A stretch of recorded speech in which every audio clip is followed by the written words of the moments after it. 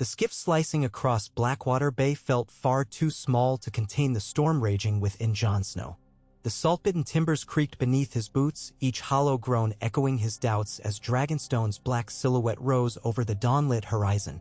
Sharp towers and jagged battlements loomed like the ribs of some titan fossilized in basalt, their edges aflame with first light. He stood at the bow anyway, cloak snapping behind him, refusing to cede the vantage to fear. The sea mist beaded in his beard, tasting of iron and memory. Ghost was a silent white shadow at his knee, hackles twitching its sense no man could name. Farther aft, Davos worked the tiller, steady as a cairn, while a handful of Northmen and smuggler oarsmen strained at the sweeps. Every stroke carried Jon farther from the snows he understood and deeper into the realm of fire he had never sought. He told himself this was duty, nothing more, yet the word rang thin. The fires burning along that black stone shore felt older than crowns, older than oaths, older even than the wall itself. It stirred a part of him that had never known language, something carved in the marrow when the world was young. A horn boomed from a crenel high above. Barbed gates ground open, spilling a spill of lantern light onto the pier. Soldiers in gray and red formed ranks. Their spears glittered.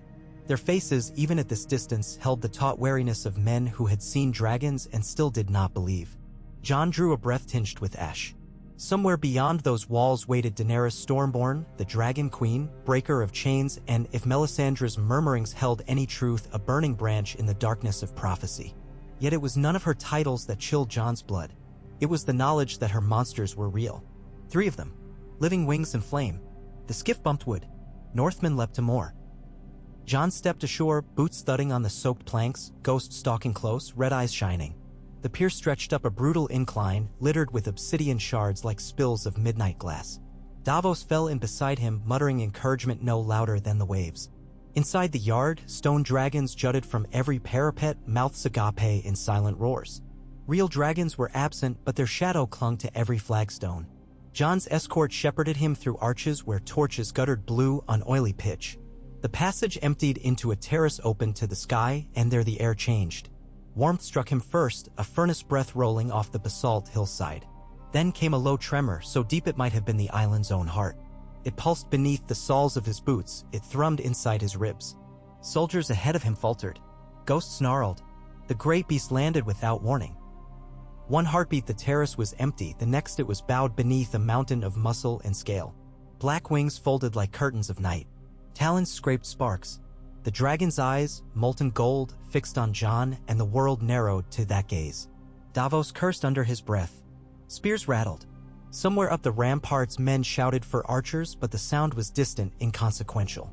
Jon knew, in the pit of him, that 100 archers firing in perfect unity would be leaves on a bonfire. He felt Ghost at his heel, white fur nettled. Felt 1,000 obsidian shards glint against the dawn. Felt the sea wind die in the dragon's heat. Above all, he felt the beast's scrutiny, not bestial, but curious, assessing, almost familiar. This must be Drogon, eldest of the 3, named for the Khaleesi's dead sun and stars. His scales were night itself, but streaked with faint ruby where the sun struck. Smoke coiled upward from the slits of enormous nostrils. Jon's breath left him, slow and measured. Easy, he whispered, unsure whether he spoke to Ghost or himself. The dragon's head tilted. A lamplight flicker of heat shimmered around its muzzle. Jon tasted soot on the back of his tongue. Instinct old as the first hunter facing the first dire wolf screamed to run. Instead, he stepped forward. Armor-clad guards flinched. Davos caught his sleeve. "My lord." Jon shook free. He remembered Ygritte on the Frost Fangs, laughing that he knew nothing. He remembered the God's Eye in the wall when he had dared command men far older than he. Those were tests of courage. This was something more ancient, a choosing. Another step. The courtyard fell silent but for the hiss of scale on stone as Drogon lowered his colossal head. Each breath from the beast ruffled Jon's hair as though he were a candle placed too near a hearth. Jon extended his gloved hand, palm exposed. A Knight of the Reach might have hid behind steel, a Sellsword might have hurled a spear. Jon offered nothing but naked honesty. He had come to ask, not to steal. Scales met leather. Sparks crackled where molten embers clung to the dragon's skin. Pain shot through Jon's fingertips, but he held firm, refusing to break contact. Somewhere in the black gold depths of Drogon's eyes he glimpsed an ocean of memory. Ancient Valyria's towers, the Doom's red cloud, the screams of Giscari's cities. That breadth of recollection would break any mortal mind. Yet in the next blink it was gone. All that remained was recognition, as if the dragon had reached its verdict. Jon's knees buckled.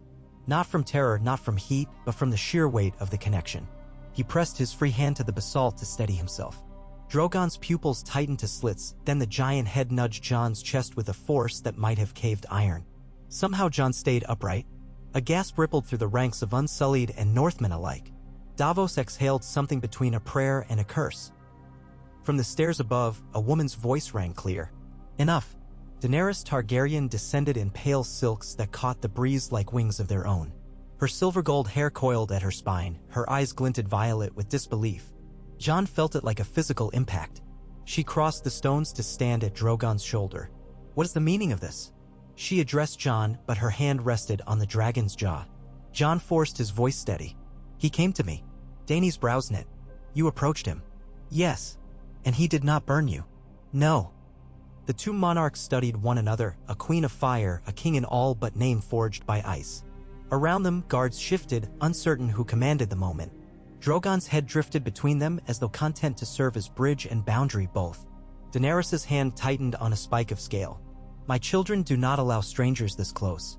I am no stranger to them, Jon said before he could think to soften the claim. She laughed then it. Not the lilting mirth he had heard in council, but a raw sound edged with wonder. Stranger or no, you are alive. Jon glanced at his singed glove, lines of melted leather painting his skin. For now. Word of the moment spread like oil on water. By midday, ravens were drafted to carry news across the narrow sea to allies and foes alike. Those who lived their lives by rumor began to speak of dragons choosing new riders, of old destinies rekindled. In the yard below Jon's guest quarters, Unsullied stood in tighter formations as though discipline might anchor an upturned world. That night, Jon found rest only in fits. Each time he drifted near sleep, he felt again the furnace wind of Drogon's breath, heard the deep organ note rumble in his bones. Once he jolted awake certain he had inhaled flame. Ghost paced the chamber until dawn, restless. At sunrise, an invitation arrived, silk ribbon around dragon-gray parchment, summoning him to the queen's private terrace. Jon bathed, binding his burns in linen and dressed in black leathers cut for northern snow. He left off cloak and sigil, the wolf had few friends here. The terrace overlooked a sheer drop into the sea, gulls wheeling below. Daenerys waited alone at a carved obsidian table set with bread, figs, and a single decanter of Dornish red. Sunlight glimmered off quartz threads in the stone, painting her in warm copper. Jon inclined his head. She waved away formality. Sit. If Drogon chose you, you have earned that much. He took the seat opposite. Wind tugged stray locks across her face, and she brushed them back impatiently. Tell me, she began, did you seek to claim him? I sought only to show I meant no harm, Jon answered. When a hound snarls, you offer your hand. A dragon is no hound. No, Jon broke a crust of bread, mind flitting to Winterfell's kennels. But if you meet fear with fear, the teeth will close. Dany considered that, sipping wine. You speak as though you have known beasts your whole life. I have known dire wolves, shadowcats, giants, and worse. He paused. Yet Drogon is beyond them all. Her lips curved, pride tinged with something softer. He is my heart made flesh. Then perhaps your heart saw something in mine. Daenerys set down the cup. There are stories, she said quietly, of riders chosen beyond pure Valyrian blood. Septon Barth wrote of dragon seeds, sons and daughters of Targaryens by lesser women who mounted beasts in the dance. Jon kept his face still. The name of Barth was half legend, half cautionary tale among maesters. And you think I bear such blood? I do not know what I think, she admitted. Only that Drogon knows more of fate than any of us. They ate in silence broken only by the surf. At length Jon spoke. He wishes to fly. Daenerys raised a brow. He told you this? In his way. Jon searched for words. When ghost hungers, he paces. When Drogon's wings trembled yesterday, I felt the sky tug on him. She rose, skirts brushing black glass. Then come. We will let him fly and see whether he waits for me or for you. The dragon pit perched above the caldera like a crow atop a grave. Sulfur reeked through vents in the stone. Rhaegal and Viserion basked near the far mouth, their green-gold hides shimmering in the fumarole haze. Drogon loomed apart, head bowed beneath the arch as though even the sky could not contain him. Daenerys entered first, greeting her children with coos in Valyrian. She stroked Rhaegal's jaw until his humming purred through the pit. Jon lingered at the threshold, boots crunching volcanic sand. Drogon's gaze lifted to him, and the air throbbed. The black dragon shifted, scattering ember-flecked dust. In 3 strides Jon was before him, aware of Daenerys's sharp intake behind. The world narrowed again, amber eyes, breath like forge bellows, the scent of scorched metal. Drogon dipped his nose. Jon laid a hand on the warm bridge between the monster's eyes. "Easy, boy," Viserion hissed, golden frill flaring. Rhaegal rustled wings uneasily. Daenerys murmured reassurance. Yet Drogon paid his brothers no heed, his attention fixed solely on Jon. "Climb him," Daenerys said, voice hushed yet steady. Jon stared at her. "You would allow that? I wish to know the truth of what happened yesterday. Mount him. If he rejects you, I will call him off. If he accepts," she swallowed. "Then the tides of the world have turned and we must discover where they carry us." Leather groaned as Jon tightened his gloves. He had ridden wild horses over the Frostfangs, but a dragon was no destrier. He found a notch between neck spines, hauled himself up. Heat radiated through his thighs, scales scraped his knees raw. Drogon adjusted, settling his bulk to brace. Jon clamped his legs, heart hammering. For a breath nothing happened. Then Drogon unfurled wings wider than the pit, a sail of midnight blotting out sunlight. With a thunderous leap and an updraft of sulphurous wind, they were airborne. Stone shrank beneath them. The sea became a mirrored shield. Jon's stomach lurched, yet exhilaration flooded him, fierce and bright. Drogon's body rolled with sinewed grace, climbing on thermals, banking into the wind. The roar of air past Jon's ears drowned all thought save wonder. He glanced back once to see Daenerys on the pit rim, hair snarled by the gale, eyes shining with something like sorrowful awe. Then the island wheeled away, and sky swallowed them. Hours later, after skimming cloud palaces and chasing gulls until their wings gave out, Drogon alighted on a desolate shelf of rock north of Dragonstone proper. It was a forgotten watchpost from Aegon's conquest, just enough crumbled masonry to shield against the wind. Jon slid down, legs shaking. Drogon folded beside him like a ship docking at harbor. Steam rose from his nostrils as he dozed. Jon leaned against a weather-worn merlin, trying to slow the drum in his chest. The view stole his breath anew, a span of gray-blue water dotted with whitecaps, the horizon smudged where sky met sea. Somewhere beyond lay the wall, Winterfell, the living dead, concerns that felt impossibly small beneath the endless arch of heaven. Ghost padded from the stairwell below, having found his own path up the cliff. He pressed his muzzle to Jon's burned palm, whining softly. Jon scratched between crimson ears. "I know, boy," he murmured. "I miss the snow too." But in truth, part of him reveled in the heat radiating from Drogon's colossal flank. The cold of the north had always been his birthright, only now did he grasp how it had caged him. This warmth melted walls inside he had never known existed. Footsteps crunched. Jon turned to see Daenerys ascending, cloak-whipping. 2 Dothraki blood riders lingered below but did not follow. She approached, gaze sweeping Drogon, Jon, the ruined parapet. "The first Targaryen to ride 2 dragons was Jaehaera," she said quietly. She did so to keep peace between rival factions. But Jaehaera was herself of the blood. Jon met her eyes. "I make no claim to your line. Perhaps you should." Silence stretched, filled only by the ocean's breath. Jon felt the truths he had kept buried churn toward daylight. If the Red Woman spoke sooth, if Rhaegar's whispers to Lyanna had been more than moonlit fancy, yet he could not voice what even he scarcely believed. Daenerys seemed to read some portion of his turmoil. "Whatever you are, we are bound now. Drogon will not forget that sky. Nor will I." She moved closer to the dragon's sloped shoulder, laying a palm upon warm scale. "When my brother Viserys fell, I thought the line broken, but for me. Now the gods present this riddle." Her voice trembled. "Am I to share my children? Or have them stolen?" Jon stiffened. "I take nothing from you. Do you swear it?" He did not hesitate. "On my sword, my name, and the blood beating in me." He paused. "I swore once to kneel to no southern king unless he protected the north. I will kneel to you, Daenerys Stormborn, if you will help me save them from the dead." Her lips parted, surprise flickering. Then, slowly, she shook her head. "Do not kneel now. Not in a ruin at the edge of the world. When kneeling comes, let it be before armies and banners, so all 7 kingdoms will know what we choose here." Jon exhaled, tension easing. "Then teach me. I would learn to ride him without breaking his back or mine." The ghost of a smile touched her mouth. "We begin at dawn." Dawn after dawn, they trained upon the black sands of the eastern beach. Daenerys drilled him as she would a young Khaleesi, barking Valyrian commands, Savitas. Sindra. Lift. Turn. Bank. Drogon obeyed, sometimes with grudging reluctance, as though amused by the novelty of two voices. Jon learned the subtleties. How a shift of knees altered airflow over the wing, how the muscles beneath scale flexed before each stroke. He learned to feel wind not against his skin but beneath bone, a second sight that sent shivers through the connection binding dragon to rider. Nights they spent over maps, moving carved dragons and dire wolves across parchment seas. Tyrion attended those councils, scratching notes, while Davos and Missandei offered counsel. Plans were forged.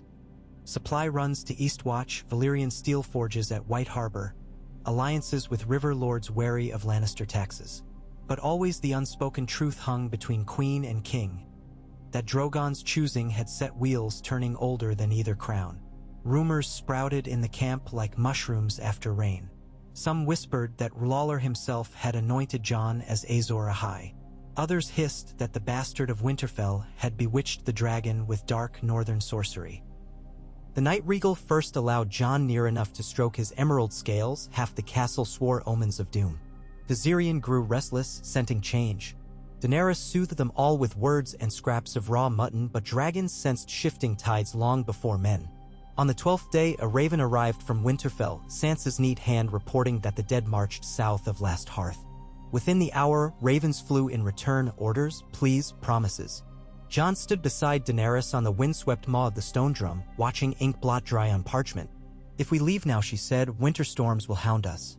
Half my fleet may founder. But with you and Drogon, we could strike the White Walker's vanguard ahead of the storm. My sister will not yield the castle to southern banners, Jon warned. Not without proof of your purpose. Daenerys met his gaze. Then I will give her proof. With you at my side. A sudden hush fell, even the serfs seemed to wait. Jon realized that this choice, this moment, was the hinge upon which the realms would turn.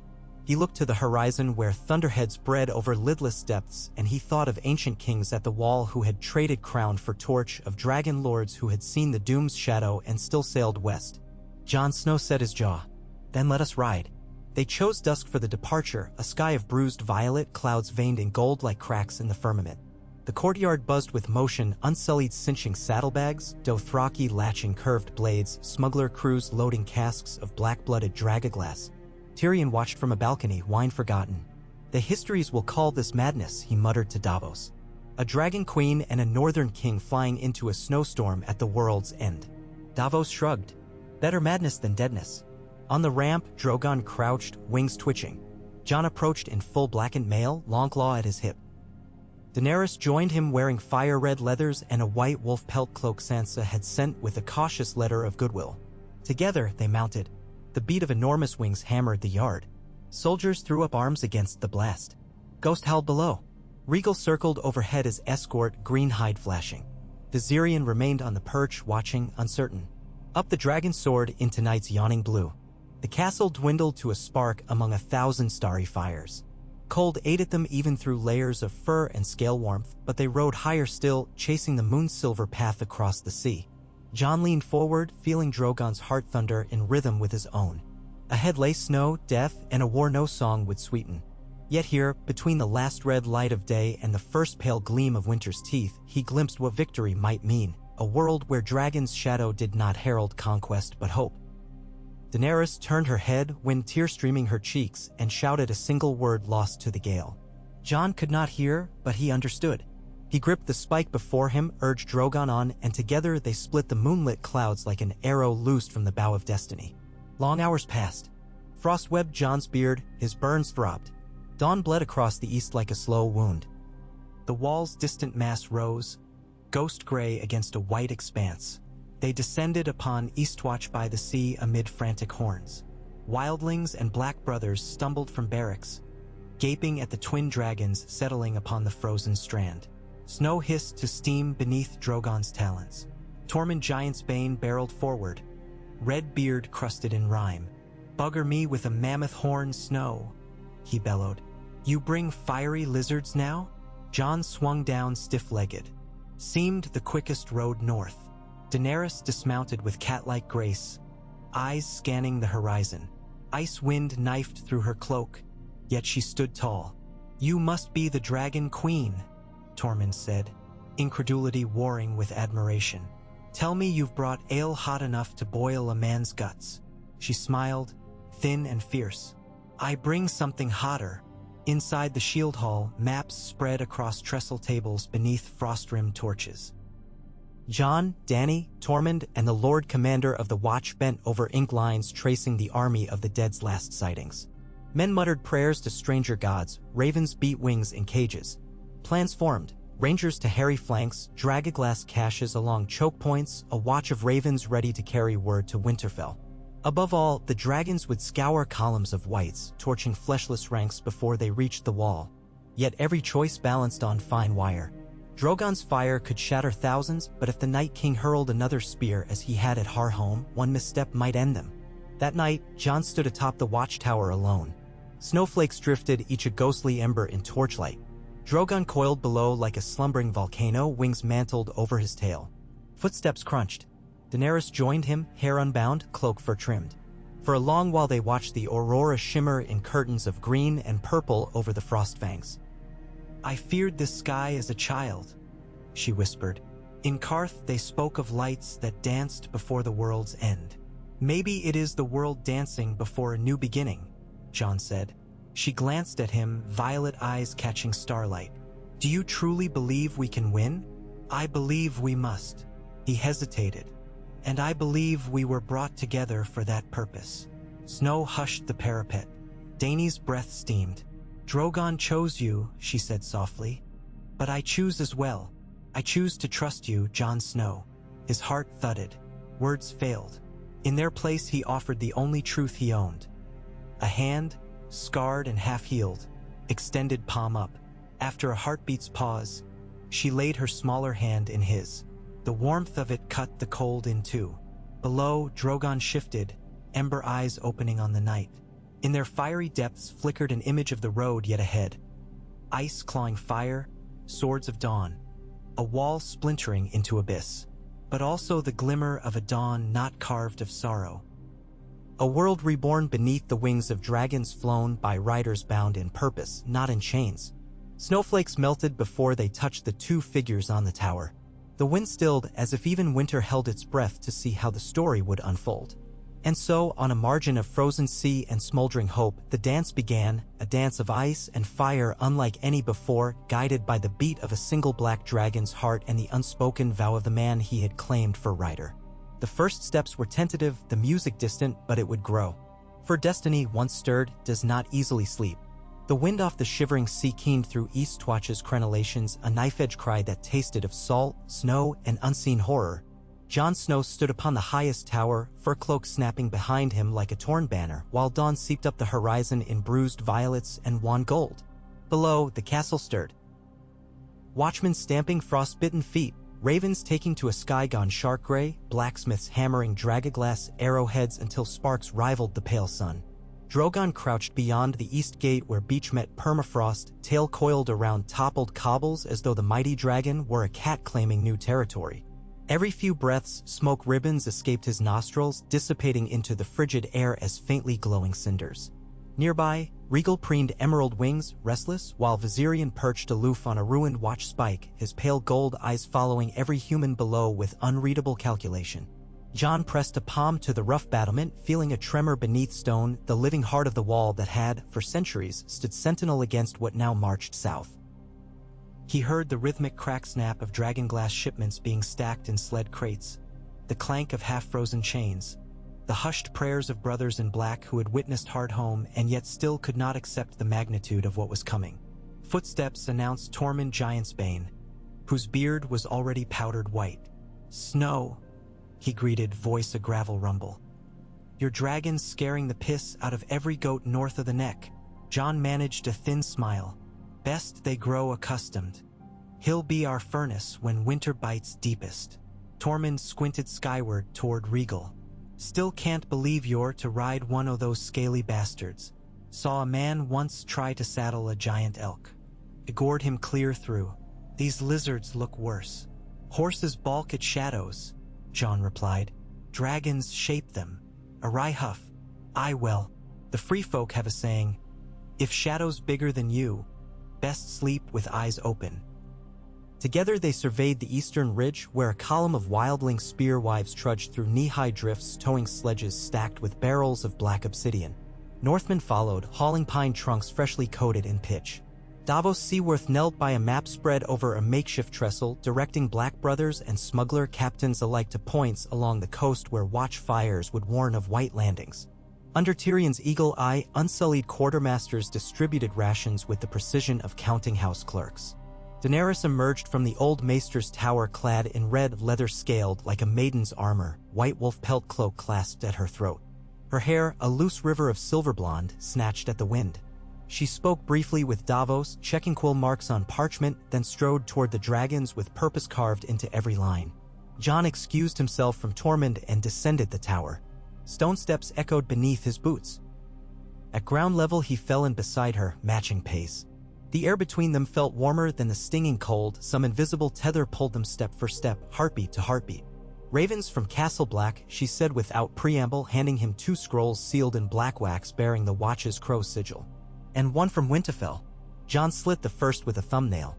Dolorous Ed's crabbed script reported patrol sightings, skeleton outriders on tattered horses glimpsed at the headwaters of the Antler River, small folk villages abandoned overnight, silent shapes moving in the midnight forests of the Gift. The second scroll told of 40 brothers lost when the ice of Lake Shimmercrack groaned and shattered under marching dead, the surface too thin to bear the weight of whites but thick enough to drown the living beneath. He swallowed hard, then unrolled Sansa's letter. Her words, though neatly penned, carried an undertow of dread. Winterfell's granaries near depletion. Weather worsening faster than even old Nan's chillest tales. Lordly banners slow in assembling because roads vanished beneath white seas of drifting snow. She begged Jon to hurry with whatever aid he could muster. Daenerys observed his face, perhaps reading the tension that stiffened his jaw. "The tracks Lord Beric scouts found south of Last Hearth are real," she said softly. 2 days, 3 at most, before the dead reach the Umber ruins. If they push through untouched, they will rake the Dreadfort, Long Lake, White Harbor. By then, the snows may blind the skies even to dragons. Jon folded the letters, tucking them into his jerkin as though doing so might lock the horror away. "We fly at dusk. Regal is ready," she said. "Viserion remains hesitant." "I feel his uncertainty," Jon admitted. "He senses his brothers moving toward new bonds and doesn't know his place. Perhaps he waits to see the shape of the world we forge," Daenerys replied. "Dragons are as prideful as kings." The afternoon became a blur of preparation. Vats of hot pitch stirred until the air reeked of turpentine, dragonglass daggers distributed among wildlings who tested edges with feral grins. Barrels of sour Dornish red ladled into iron cauldrons for mulled wine to brace the night's chill. Jon oversaw the Fletchers tying obsidian-tipped arrows. The warsmiths, sent from White Harbor, examined broken fragments of Valyrian steel recovered from ruined castles, wagering whether reforging could be achieved before the dead assaulted their walls. Ghost ranged the snowy Bailey, nose low, unconvinced by noise and bustle.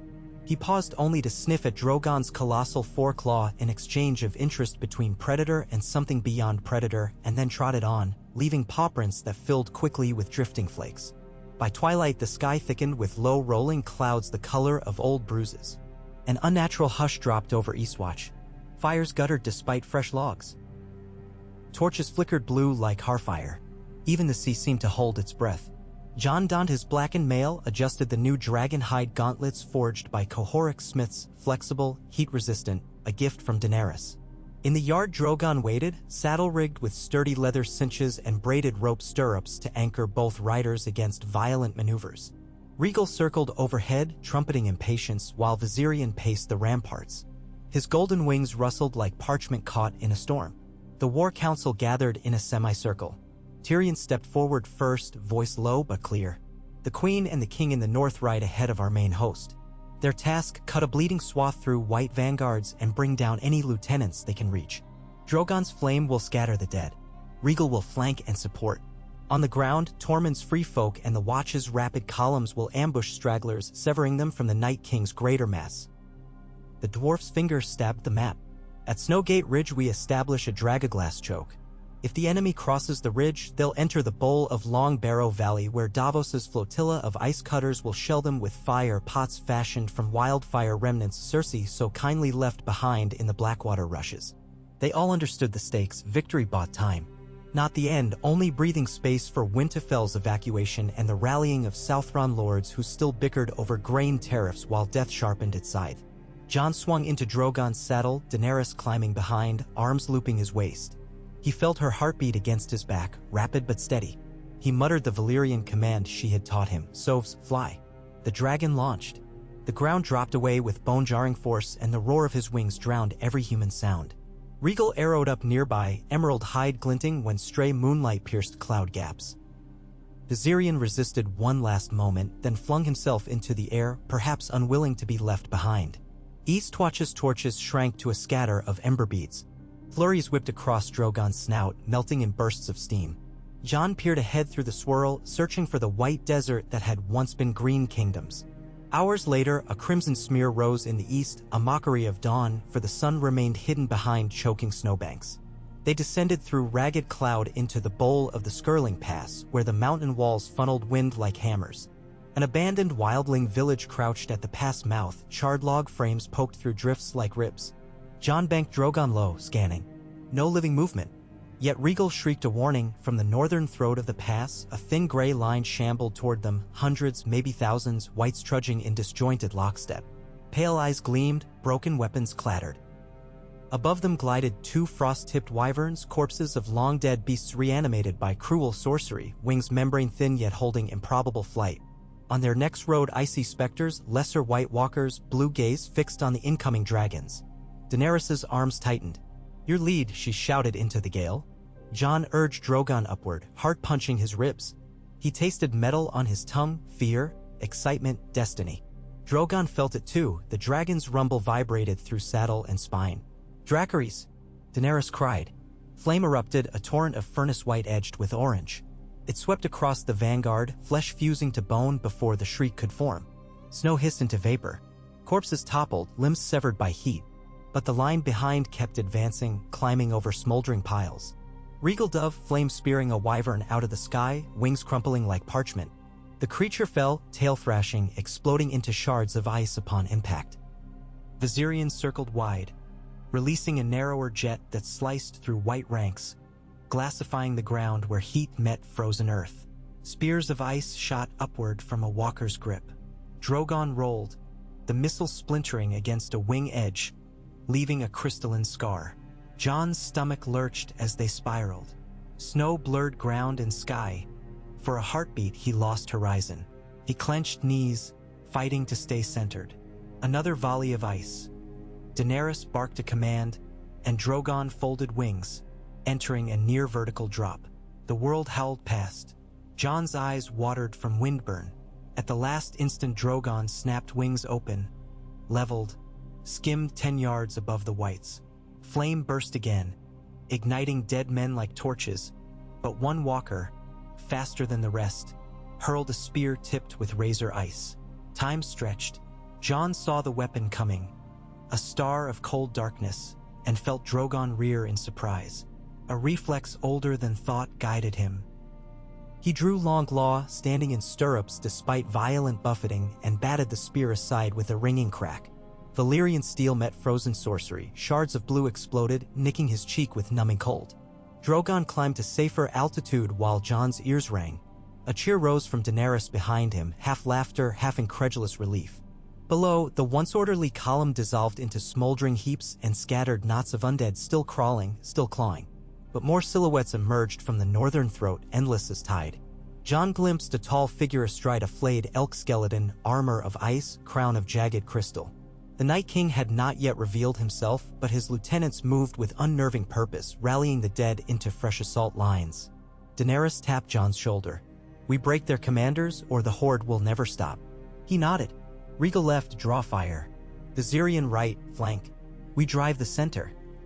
Dragonfire crisscrossed the pass, painting nightmarish murals of shadow and blaze on canyon walls. Wyvern corpses rained like meteorites. Walker spears formed lethal hail. Rhaegal took a glancing blow to his thigh, roaring pain. Viserion banked too slow. Ice grazed his wing membrane, slicing a thin but deep cut. He faltered, tail spinning until he caught a downdraft and steadied. Jon felt Drogon's hunger for retribution. He guided the dragon straight toward the walker captain perched on a ridge spire. The pale commander raised its frost spear, glowing with inner moonlight. Jon inhaled, tasting frost. "Now," he whispered. Instead of fire, Drogon slammed bodily into the ridge. Rock cracked. The walker leapt to spear them as they passed, but Jon lashed out with long claw. Blade met obsidian black spear tip. Both weapons shattered, steel fragments, ice shards, sparks of blue magic. The walker tumbled, arms severed at elbows, blue eyes flaring brighter as it disintegrated midair. For a heartbeat there was only wind and roar, the two riders locked in survival's fierce ballet. Then Daenerys struck Jon's shoulder, warning. Another wyvern corpse rose behind, reanimated seconds after death by its master's will, jaws yawning wide. "Brace!" Jon shouted. Drogon veered sideways. The corpse beast lunged, claws spanning yards, but crashed into the mountain face where dragon fire moments earlier had melted rock. The heat weakened stone, impact triggered an avalanche. Whole shelves of snow and shale thundered down upon the undead ranks, burying 200 wights under white doom. Jon and Daenerys watched the avalanche debris settle into eerie stillness. For 30 breaths no motion came from beneath the frozen heap. Then, slowly, skeletal hands began to push through, gripping exposed crags, dragging eyeless faces after them.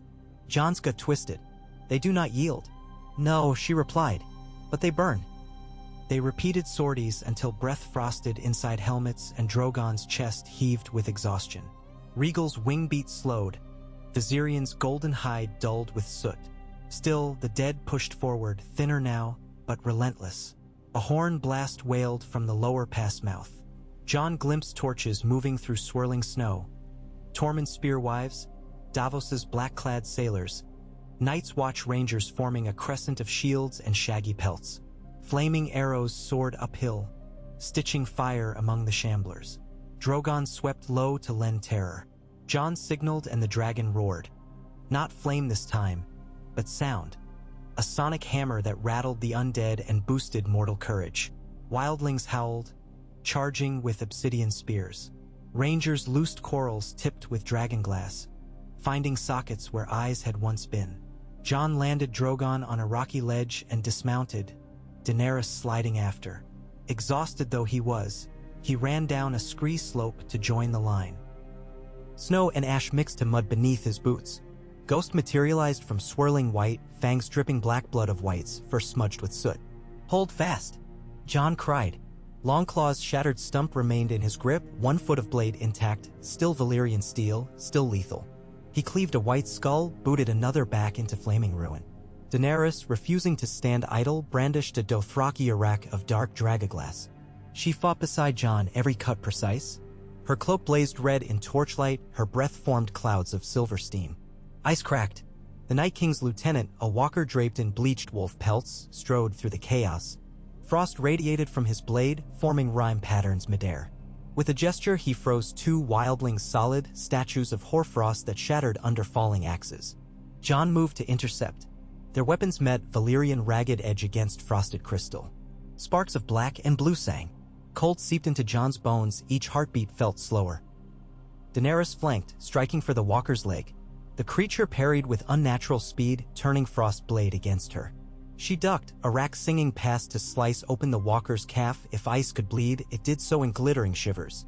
The walker snarled something in a language of cracking glaciers.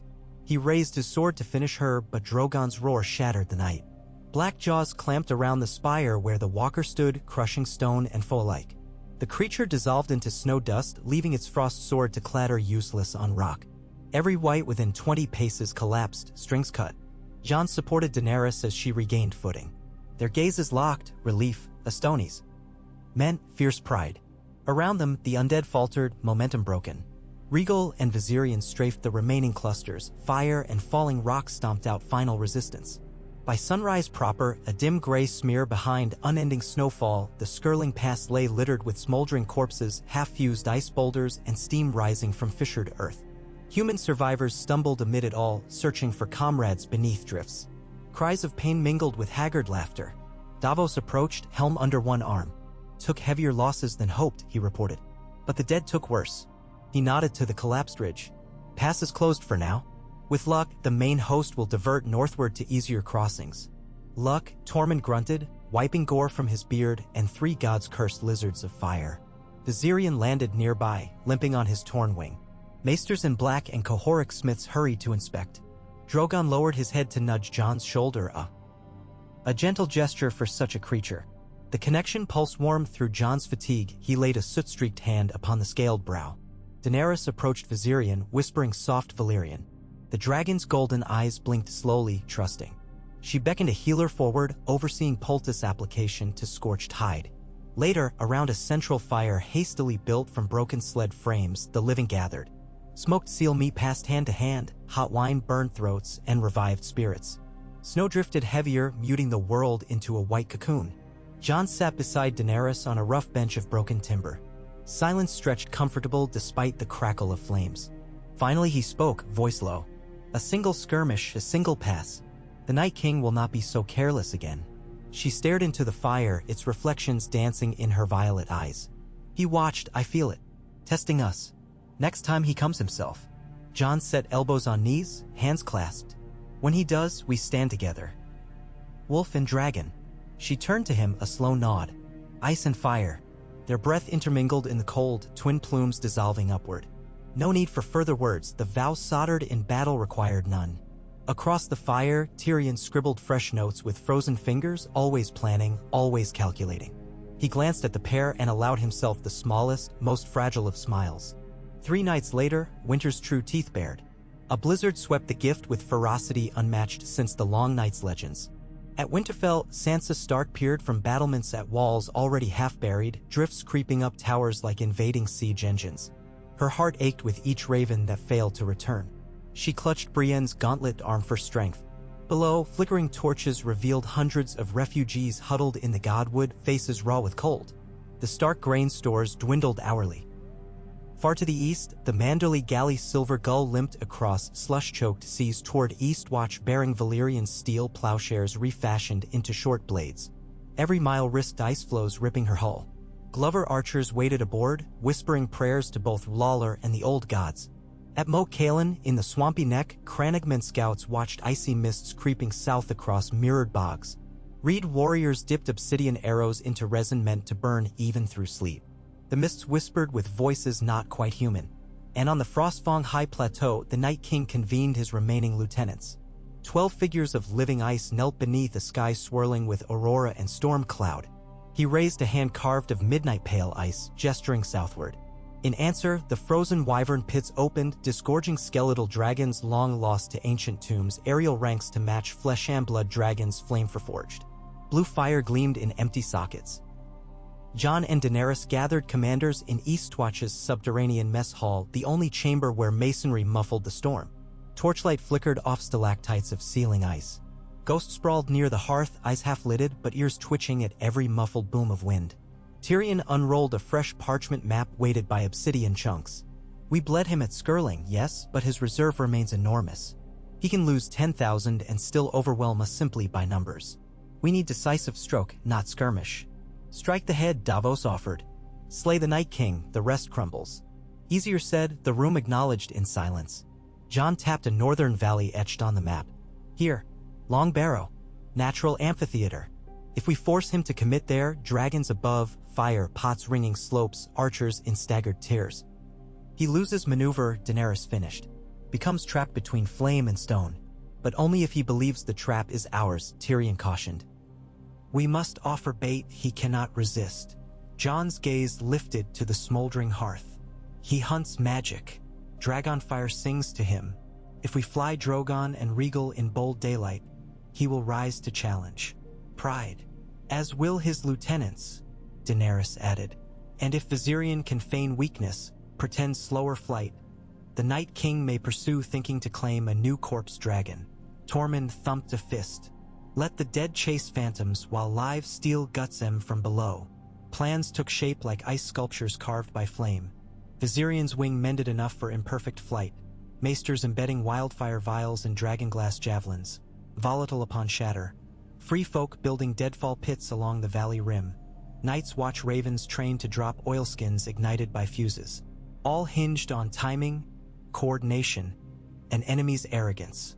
And whether the blizzard might break by eve or intensify into white apocalypse, no mortal could say. As the council disbanded near dawn, Jon lingered, studying the map alone. Daenerys stepped softly beside him. He felt her hand slip around his forearm, slender yet unyielding. "You haven't slept," she said. "Sleep can wait. It never does." She guided him toward the narrow stair leading to her solar above the armory. The chamber, though modest, held a brazier always kept alight. Soft rugs muffled boots, dragonbone sconces cast gentle glow.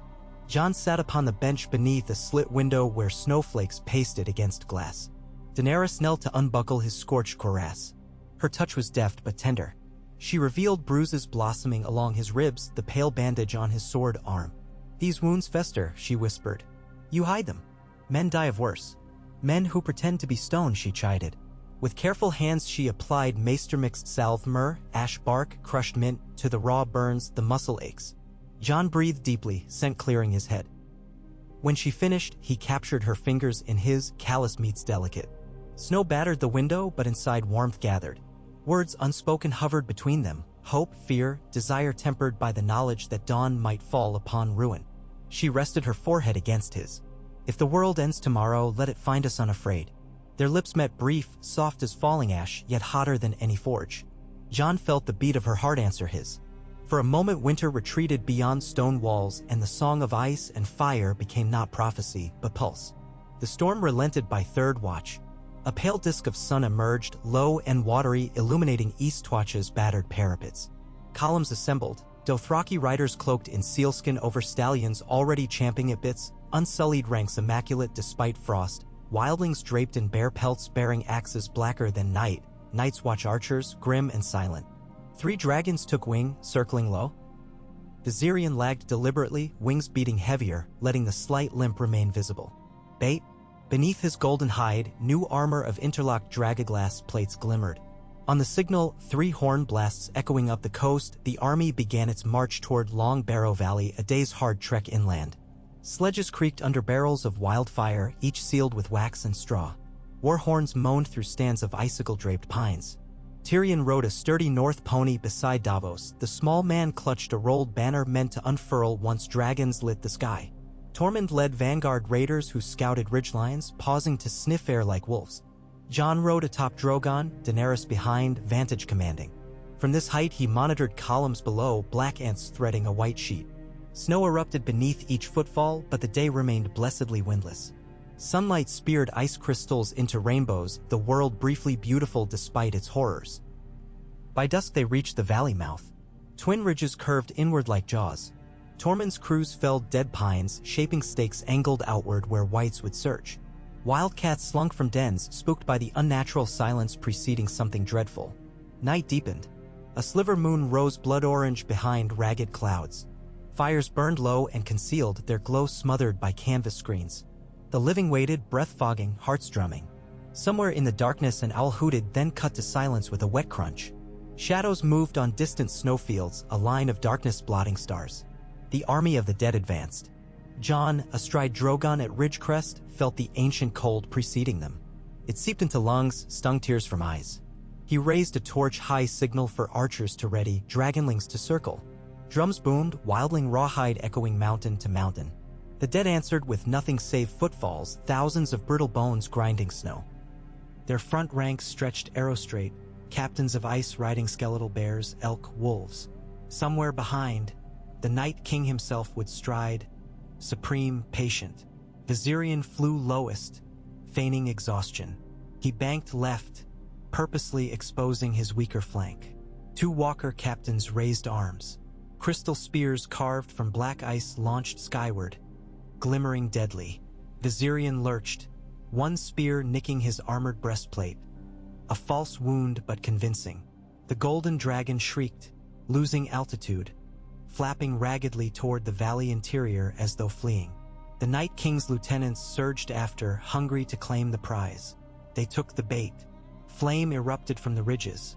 Regal on the right, Drogon left, sweeping fire arcs that merged into a blazing gate.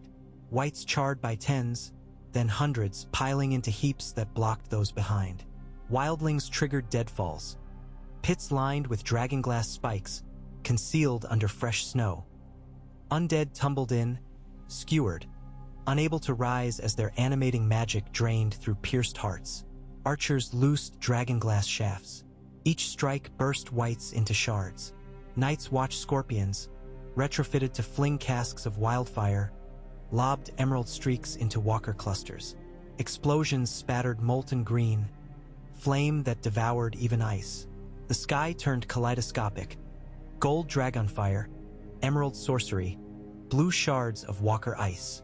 Jon guided Drogon into the heart of chaos. Below, the Night King strode forward at last. He lifted his hand. A wall of ice erupted from the snow, countering flame with sheer frozen mass. Fire hissed, dimmed. It would not last long, but it stole momentum. Drogon banked.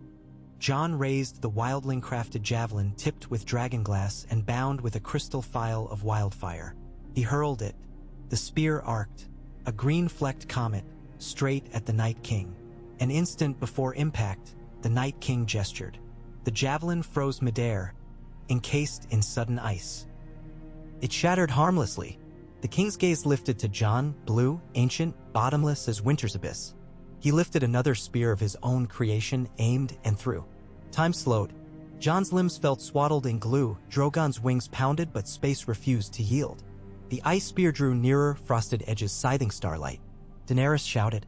Jon threw his body sideways, hauling reins. The spear skimmed Drogon's shoulder, slicing through membranes and embedded near the collar joint. Black blood sprayed, sizzling where it met snow. Drogon roared pain and fury. He faltered, banking dangerously low.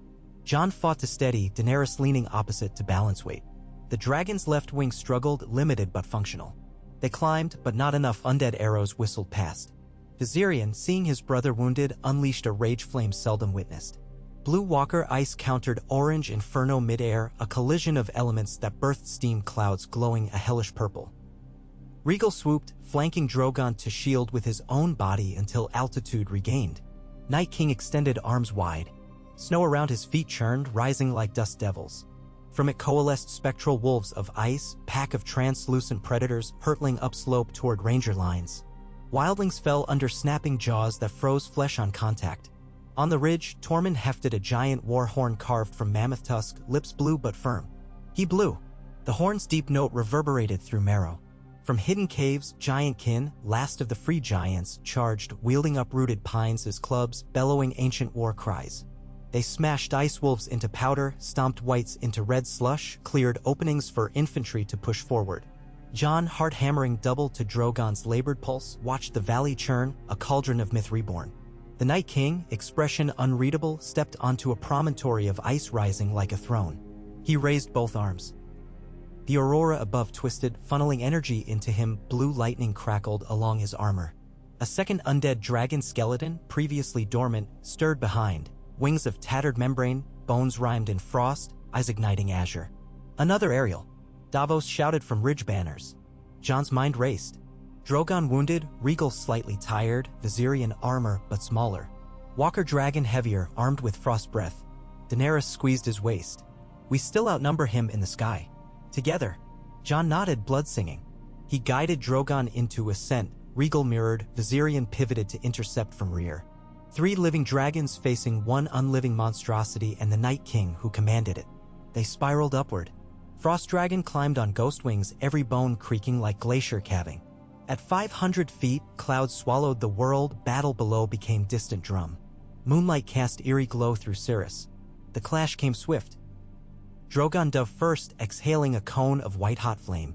Frost Dragon countered with breath of midnight blue, so cold the air crystallized. 2 elements collided, exploding into hurricane of steam. In zero visibility, they slammed past each other, talons scraping scale. Drogon's wounded shoulder protested but held. Rhaegal darted from left, jaws clamping skeletal wing joint. Bone cracked, but icy sinew refused to part. Frost Dragon raked Rhaegal's snout with a claw, scoring bloody trenches.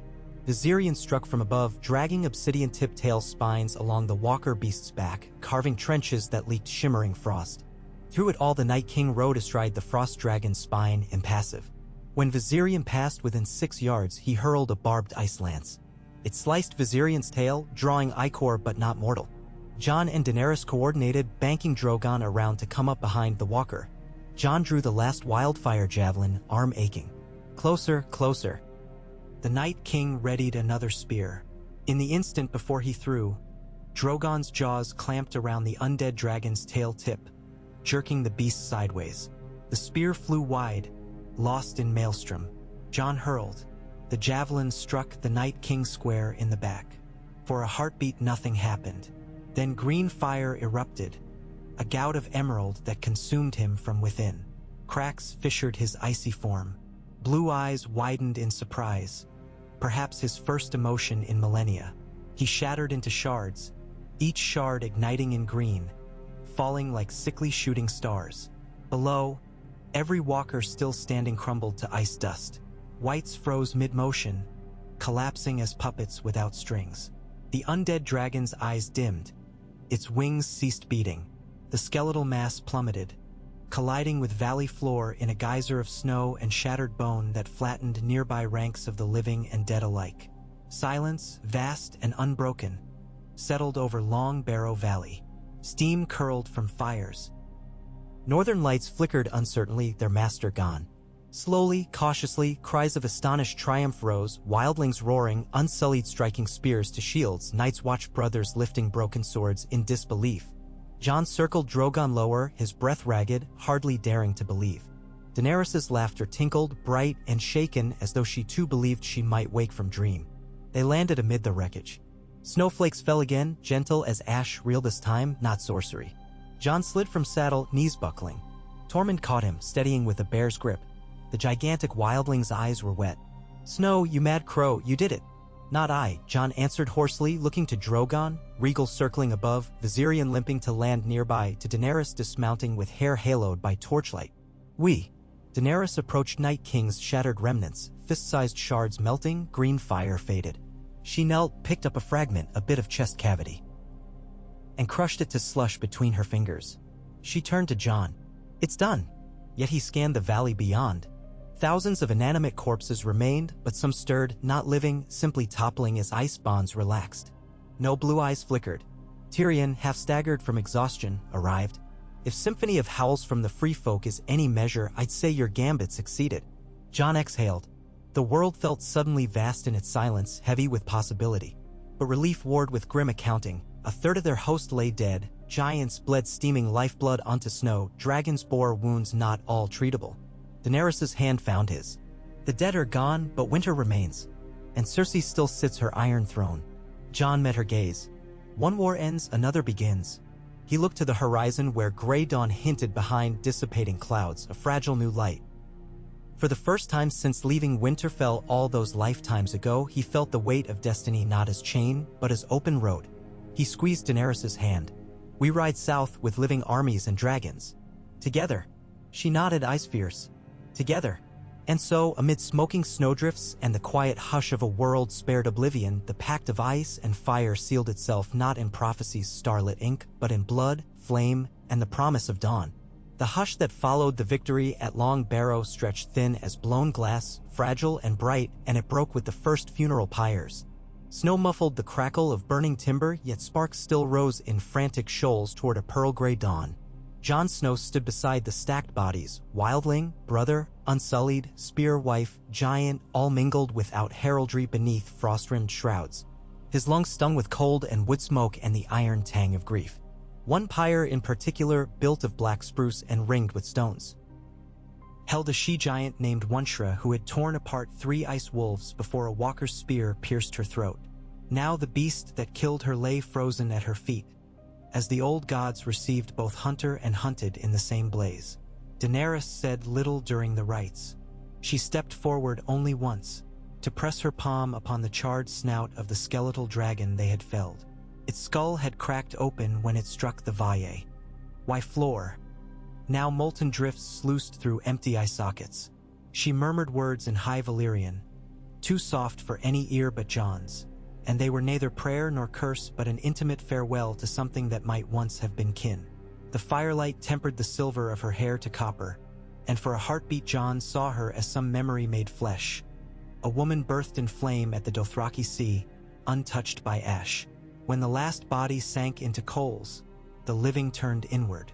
Wounds were counted, rations tallied, tempers banked like embers. They had won an ending. Now they had to carve a beginning from winter's gnawed bones. Jon convened a council in a natural limestone niche where heat from subterranean springs bled faint warmth through the walls. Rough benches bracketed a splintered table. There lay the maps of the southern kingdoms, wrinkled and creased by cold, stiff fingers. "The wall still stands," Dolorous Ed reported, rubbing a frost-chafed nose. "But the breach at Eastwatch will need stone, timber, maybe a miracle. What men remain at Castle Black can hold it for a fortnight, no more." Davos Seaworth added that the Blackwater flanks were ice-solid 2 leagues from shore, a gift for foot travel but a danger for ships. If Queen Cersei sails scorpions up the coast, she can slip them over the ice tongues, drag 'em ashore, and greet our dragons with a sting afore we see the tail. Tyrion winced at the image. "Then we will not gift her the chance."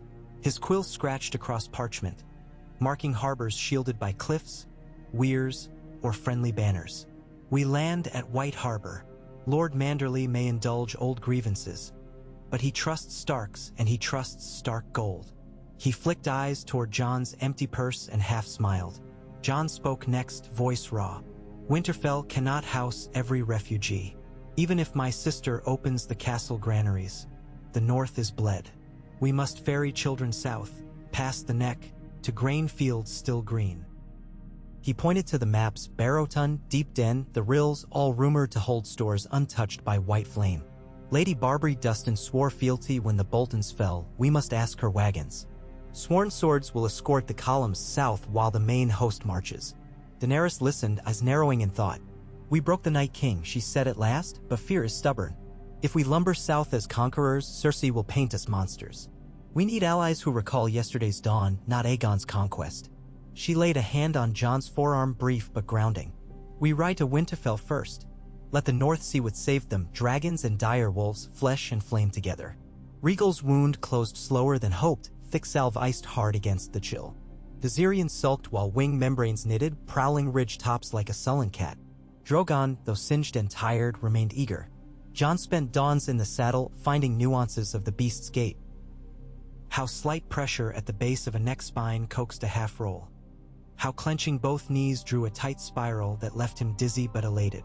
Daenerys rode behind him, whispering cadences of Valyrian that smoothed Drogon's more reckless dives. Some nights, campfire silhouettes showed them side by side with Tyrion, who grilled them upon dragon responses, the better to craft tactics for future skies. On the 7th morning, ravens arrived, a trio bearing ribbons of crimson wax from Winterfell.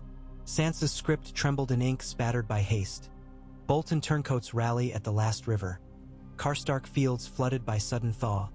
Word of a Sellsword fleet sighted off Skagos, sails lacquered black and gold. "Euron's krakens," Davos muttered, passing the scroll. No one doubted the armada belonged to Cersei, or that it might disgorge ironborn raiders upon unguarded shores while the realm's eyes fixed south. Decision came swift. Jon entrusted Tormund and the Free Folk to garrison Eastwatch and patch the wall's breach with timber palisades crisscrossed by dragon glass pikes. Dolorous Ed would ferry Maester ravens and coordinate supply carts along the King's Road. Davos, Tyrion, and Missandei prepared letters to every coastal lord between White Harbor and Gulltown pledging fair trade, safe harbor, and northern grain shares in exchange for shipwrights and pitch. The march west began under a sky the color of unstruck steel. 3,000 souls trudged through drift and black pine, their tracks filling behind them like scars healing too quickly. Giants carried wounded in crude hammocks, unsullied vanguard pushed sled runners through snowpack. Rangers skirmished with ragged bands of deserters who prowled the periphery like starving dogs. More than once Ghost vanished into tree shadow only to return dragging half-frozen turncoats by the throat, eyes red with judgment. In the hush between footsteps and clinking harness, Jon heard his own doubts gnawing. He recalled the emptiness of the Night King's stare before it shattered, an abyss that tasted of purpose twisted beyond reason. If Suchwell could rise again elsewhere, in another form, who was he to promise safety? Yet each time he wavered, Drogon's distant roar rolled over the woods like a vow. There is still fire. On the 12th day, Winterfell's ramparts surfaced above a fog of breath and chimney smoke. The castle stood half-entombed in snowbanks. Ice curtains hung from tower merlons in jagged prayer beads. The white sun banner of House Stark fluttered high, but new pennons snapped beside it. A red three-headed dragon on black, a charcoal dire wolf stitched with crimson thread. Below, the gates yawned open, torches lining the tunnel like welcoming teeth. Inside, Sansa awaited in sable and snow marten, cheeks flushed by wind. She dipped her chin to Daenerys, a greeting neither curt nor obsequious, and clasped Jon in a hug that lasted one heartbeat longer than courtesy. Arya appeared ghost-like at her side, sword belt slung casual as a ribbon. The younger Stark inspected Jon for fresh injuries, then nodded once, which spoke essay volumes. Courtyard reunions flowed swift. Brienne exchanging grip with Grey Worm, Gendry gawking at dragons overhead, the Mormont girl lioness stomping through slush to declare House Mormont's debt repaid. Only when Queen Cersei's head rolls, and not before. Inside the Great Hall, banners were draped over old, scorched stone. Benches overflowed, ravenous crowds devouring onion soup and oat bread until the hearth banks glowed molten orange. That night, Jon stood before the carved weirwood throne, ghost haunting his heel. He lifted a horn of ale, voice rolling across timber beams. "The dead are gone," he said. "But winter presses, and the South forgets our sacrifice even as their cups overflow. We ride not for conquest but for justice. A realm where no night darkens so long that North and South stand as strangers. We offer alliance, steel and fire, wolf and dragon, to every lord who will swear the same." A hush followed, broken by the creak of wood as Davos rose, then Tyrion, then Lord Manderly's heir. Even the frayed Karstarks, who once rode for Bolton banners, stood to clasp arms in oath. Arya moved like a shadow through the crowd, reading faces. When none betrayed treachery, she settled near the dais, hand upon needle's pommel. After, Daenerys approached Sansa in a banner-strewn alcove. The crackle of hearth muted their voices, yet Jon glimpsed the lines of wary respect etched in both faces. Sansa spoke of northern famine, Daenerys of Dothraki herds that might carry grain over mountain passes faster than carts. They bargained quietly. Timber rights for Obsidian Maester, apprenticeship for Dornish healers, free passage through the neck in exchange for Targaryen ships escorting fisherfolk around pirate-choked straits. When they emerged, their handshake shimmered more fiercely than any crown. Still, not all hearts melted as snow in spring. Lord Glover balked at dragon fire scorching fields. He remembered Harrenhal's blackened bones. Lady Barbary Dustin, a woman forged of salt and spite, demanded justice for House Ryswell's farms trampled by Dothraki outriders months past. Even Manderly's youngest son whispered that Stark allegiance might chain the North to faraway wars. Jon addressed each grievance, but doubt lingered like wood smoke in hair. 2 nights later, ravens bore Blackwing tidings. Cersei had seized Storm's End with the Golden Company. A dozen ships under Ser Harry Strickland landed at nightfall, scaling sea walls by rope while the Baratheon Castellan slept beneath thunder of a lightning storm. The message closed with scrawled taunt, "The lion's roar echoes louder than whispered winter." Signed in a hand Tyrion knew too well. "Cersei bids to choke us at the neck," Tyrion growled after reading. "Storm's End supplies grain and timber to shipyards. With it she can threaten White Harbor from the southeast while Euron strangles us in the Shivering Sea." A council convened, this time in the old library where dust motes drifted like lazy stars. Candles were rationed, but still dozens burned. The hour demanded light. Leather-bound tomes lay stacked under new maps: the Narrow Sea, the Bay of Crabs, the storm-lashed Shipbreaker Bay. Grey Worm placed ivory figurines of Unsullied here, Dothraki there. Arya nudged wolf pens representing northern outriders along hidden goat tracks gleaned from her childhood wanderings. "We cannot split dragons," Jon stated. "Drogon is wounded but mending, Regal flies strong. They protect northern skies while our armies march south along the King's Road." Daenerys' eyes flicked to the map, judging distances. "Viserion can bear me to Storm's End in 4 days if winds favor. A smaller host could sail from White Harbor simultaneously, trap Euron's fleet between sea and sky." "Too bold," Davos objected. "One spear felled Regal last spring. Euron will field a dozen now." Tyrion tapped parchment. "Then we adapt.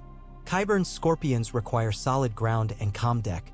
We bait Euron into Shipbreaker's shoals, his heavy masts die on reef teeth, and dragons finish the wreckage from high where spears cannot angle." Jon met Daenerys's gaze. Memory flickered, the ice spear that nearly shredded Drogon's heart. She gave a slow nod. "We do not shy from risk," she murmured, "but we choose the scale." Preparations spiraled outward like eddies from a stone toss. At Forge Row, smiths hammered half-melted Valyrian shards into thin knives for Arya's chosen band. Faceless trained shadows to slip among Cersei's spies. At the kennels, Maester Wolkan doctored ravens to fly with weighted flint pouches, each bird a sparkbringer for sappers behind enemy walls. Grey Worm drilled unsullied to march in triple phalanx over ice carpets. Their shields were rimmed in bright copper to reflect dragonfire harmlessly if misaimed. On the eve of departure, Jon walked the battlements with Sansa. Moonlight glazed the courtyard in quicksilver, dragon shadows looming across towers and broken crenels. Sansa halted near the burnt remnants of a siege scorpion, one last relic from the Bolton's rule. "Father once told us that half a lord's duty is foresight," she said softly. "I watched you ride that creature as though fate wove your reins. But I also watched Winterfell crack beneath dragon flame when Stark fought Targaryen 2 centuries ago. I need to believe this time ends differently." Jon touched the frozen rim of the scorpion's track. "I don't pretend all burns heal," he answered. "Yet I'd burn every stone in every castle if it saved a single child from the Night King's cold. Now Cersei plays at winter's cruelty without understanding its cost. We cannot let her." Sansa's eyes glimmered. "Then promise me one thing, when victory comes, do not let banners matter more than people." Jon clasped her hands. "By ice and fire," he swore, "I will not." The march resumed at dawn. Columns snaked from Winterfell's gate, banners snapping in a wind as cruel as any Lannister scheme. At their head rode Jon and Daenerys upon Drogon's broad back, his scales newly oiled, his eyes bright as forged steel. Northmen cheered, some bowed, children screamed delight. Above circled Regal, wingbeats thunderous over pines. The Zirian stayed groundbound, harnessed to a massive sledge bearing livestock, his limp barely discernible. The king's road south was more ice than dirt. Davos led vanguard engineers, laying timbers across fissures where frost had swallowed stone. Behind, Dothraki outriders scouted for ambush, though few highwaymen dared challenge an army shadowed by dragons. At Moat Cailin, reed whistles announced Crannogmen allies. They guided the host along causeways above fog-swamped bogs where quicksand still hid skeletal hands of first men. In the swamps, Ghost vanished for 2 nights, returning with reed-tied scrolls. Howland Reed pledged Garen ponies and herbal caches potent enough to keep frostbite from blackening limbs. He also sent tidings. Euron's kraken skirted Wolfswood shores, torching fishing hamlets with wildfire bombs. The screams carried for leagues, echoing on ice-sheathed waves. When Jon read this, fury knotted his stomach. At a clearing ringed by willow skeletons, he called a halt. Fires were stoked not for warmth but counsel, breath plumed in sharp gusts. He paced before commanders, voice low but iron-edged. "Euron thrashes the innocent to lure our wrath. We give it on ground we choose." Davos proposed using old Night's Watch longboats hidden in estuary coves. "We slip a strike team aboard his flagship at nightfall," he said. "Scuttle, or from the keel spills, Ironborn can't bail seawater and wildfire." Arya volunteered first, eyes shining like knives. Gendry after, hammer at hip. Grey Worm and a phalanx of Unsullied offered discipline to the stealth. Tyrion insisted on oversight. "No plan," he said, "escapes first spear point, he would adjust on deck." Daenerys pressed a claw-tipped gauntlet against Jon's palm. "We wield the sky, let them wield the sea." She would strike storm's end, trusting north wind to shroud approach. Jon, with Drogon, would patrol coastlines, ready to incinerate kraken sails should Arya's mission falter. 3 days later, the next mists thinned, green fields unfolded like memories beyond the twins' fallen towers. House Frey's banners had long been replaced by black and gray hounds of House Stark, yet Nymeria's pack, legendary queen of the Trident, haunted the riverbanks, lean wolves twice the size of hounds. They watched the army's passage with golden eyes, as though appraising whether men still deserved lands reclaimed from winter. At Salt Pans, the host divided, half marched inland toward the Blackwater, half boarded fishing cogs and river junks to slip to sea. Arya's strike team trained below deck, sparring under lantern sway while salt spray tapped hull planks like impatient fingers. Davos drilled them on silent signals, 2 knocks for ready, 1 for alarm, fist for hold. Nights grew warmer but no less restless. Jon lost count of dawns spent on windswept cliff perches, scanning horizons for kraken prows. Drogon's shoulder healed, scales regrew over spear scar, forming a dark ridge. Sometimes Jon dozed against the beast's flank, dreaming of snowfields without corpses, of children building dire wolf effigies instead of pyres. Daenerys, for her part, slept little. She studied Storm's End's ancient blueprints, purchased with gold from Karth and smuggled by Varys before his death. The curtain walls were thicker than any in the realm, but Daenerys pointed to storm drains large enough for slender forms. Dragons need not breach if men carve paths, she told Grey Worm. A single gate opened from within, and Viserion's breath will do the rest. When at last Shipbreaker Bay appeared, a vast slate mirror broken by whitecaps, Daenerys and Jon shared a moment alone atop a sea cliff. Gulls wheeled overhead, the surf thundered caves beneath. She turned, hair whipping salt, and pressed her brow to his. Beyond this battle waits a throne I once believed mine alone. But no crown weighs light. If we survive, we forge new metal together. Jon brushed wind-chilled lips across hers, answer unspoken. At dusk, Arya's longboats drifted from river mouth into open gulf. Night swallowed them whole. High above, hidden in a bank of thunder clouds, Drogon glided silent save for occasional wing creak. Jon's strained eyes glimpsed pinpricks of lanterns aboard distant hulls, Euron's picket line. He kept Drogon high, trusting moon-veiled sky to cloak them. Midwatch bells tolled aboard the Silence, Euron's flagship, its hull carved with likenesses of screaming faces. Lanterns blazed to life, rigging clattered. From cloud cover, Jon saw shadows swarm the deck. Ironborn scurried to ballistae, alarms cried. Smoke flared starboard, Davos's sabotage had begun. Arya moved unseen. She navigated gunnels like a whisper, unsheathing Valyrian steel dagger, Catspaw, reborn. One by one, she sliced throats of lookouts, severed rope triggers of scorpions. Grey Worms unsullied planted wildfire charges against mast pillars. Gendry hefted hammer, driving iron wedges into ballast pumps. Below, Tyrion and Davos scuttled into hold, rolling casks toward hull seams. But a watchman spotted them, shouts erupted, axes clanged. Jon cursed, banking Drogon downward through storm cloud. Rain burst, a sheet so sudden it blinded human eyes, yet Drogon saw heat. He roared, flame mixing with rain to forge steam that blanketed deck in scalding mist. Euron emerged from his cabin clad in black reaver leather, eye patch glinting.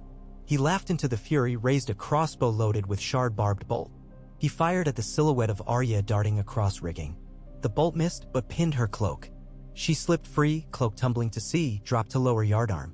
Grey Worm pulled ignition fuse, wildfire casks sparked emerald. Tyrion shouted for retreat.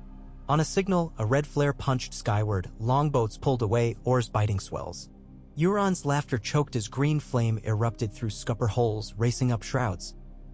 Rain hissed but could not quench Alchemist's fire. He swung toward Arya, blade drawn, but she had vanished.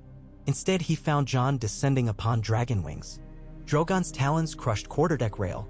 Jon leapt, Longclaw's stump replaced by a newly forged Valyrian glaive. Euron bellowed charged. Their blades clashed, steel shrieked, sparks spat. Euron fought with joyous abandon, but Jon with grim purpose, matching every flourish with precise riposte. Rain-slick boards, wildfire glare painted faces hellish. Behind them, mast timbers split, sails sagged in ruin. Euron ducked a swing, drew dirk, feinted. Jon parried, felt edge-raked chainmail, tasted copper at rib. He answered with pommel strike to jaw, then reversed glaive, burying blade in Raider's thigh. Euron staggered, yet seized Jon's wrist, eyes blazing with mad glee. Kings die easy in storm, he hissed. A shadow loomed, ghost, who had leapt from Drogon's saddle moments earlier. White fangs closed on Euron's arm, tearing muscle. The kraken screamed. Jon wrenched free, drove glaive through leather into heart. Euron sagged, whispering curses to drowned gods, and toppled into a pool of burning green. Jon whistled. Drogon scooped him in claws, wings laboring upward as the silence exploded, wildfire plunging vessel and sea alike into emerald holocaust. Longboats cleared, unsullied oars bright with reflected flame. Above, Regal and Viserion banked to incinerate fleeing supports. The Kraken fleet burned under driving rain until only ember islands bobbed upon black water. Dawn revealed charred masts jutting like tombstones. Arya's longboats slipped between, towing survivors on ropes. She stood at prow, hair plastered, face streaked with soot, eyes calm as an assassin's dawn. She lifted hand in silent signal, mission accomplished. From cliff bastion of Storm's End, Cersei's golden banners fluttered defiant. Yet now they flapped to shrinking applause. Golden Company officers along battlements watched their sea lifeline perish and their gold-plated courage wilted. Daenerys circled high on Viserion, wings casting eclipse across crenels. Scorpions pivoted skyward, but damp strings refused tension. Grey Worm's ground force landed at pre-dawn via Smuggler's Cove, scaled storm drains by rope. Gates creaked inward. By sunrise, black unsullied squares owned the courtyard. Dornish cells' words laid down spears for ransom promises. Strickland surrendered his gilded sword. Ravens flew to King's Landing bearing terms. When news reached the Red Keep, Cersei tore the scroll, ordered Qyburn to ready wildfire vaults, swore never to yield. But her fleet lay ashes, her cell's word bank broken, her council clogged by fear.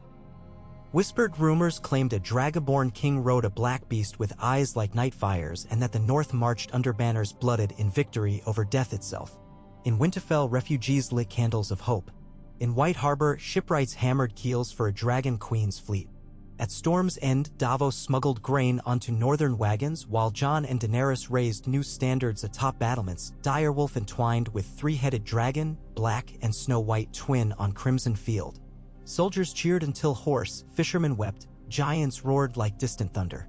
That night, wind off Shipbreaker Bay whipped tents, yet fires burned steady. Jon walked ramparts alone, cloak snapping. Below in the yard, unsullied practiced formations by moonlight. Beyond, dragons curled sleeping around keep walls, their breath rolling mist across parapets. Footsteps approached. Daenerys joined him, wrapped in wolf fur cloak Sansa had gifted. Below, waves hammered rocks, but her voice carried soft as embers. "Everyday victory grows heavier," she said. "I once dreamed of bells ringing in my name, yet each battle rings louder with cost." Jon stared at the sea where wildfire residue shimmered like ghostly aurora. The cost is borne by those unwilling to pay. Children in huts, small folk beneath taxes, miners coughing blood. When the war ends, we owe them more than silence. She turned, studying his profile under star glare. "What do you see when you dream now?" "Fields," he answered. "Fields of barley untouched by flame.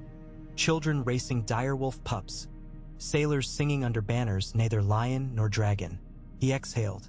"A realm not of thrones, but of hearths." She half smiled. "Then we build it." He faced her fully. "A throne of wood can scorch. A throne of swords cuts whoever sits. But a throne of trust," he hesitated, heart pounding, "is shaped by two." Her breath stilled. In the hush between waves, she reached, fingers tracing scar on his cheek left by Walker Frost. "Two," she echoed. They clasped hands above parapet stone worn by centuries, and in that gesture burned promise fiercer than any wildfire, that ice and fire might forge not only weapons but dwelling places, not only kingdoms but kin. Below, Drogon stirred, one golden eye opening to stars as though witnessing history shift. Morning would beckon fresh blood, for Cersei still schemed behind red walls and courtly vipers slithered around Iron Throne's barbs. Yet on Storm's End's highest tower, beneath skies scrubbed clean by storm, Jon and Daenerys watched a new day bleed across horizon. Scarlet, gold, frost blue, all blended into a dawn no conqueror's banners could contain. They did not speak again. Words at times are lesser than the hush into which they fall. Instead, side by side, they listened to the slow heartbeat of a world once doomed, now hesitantly alive, and they vowed by silence to guard that heartbeat until it thundered strong.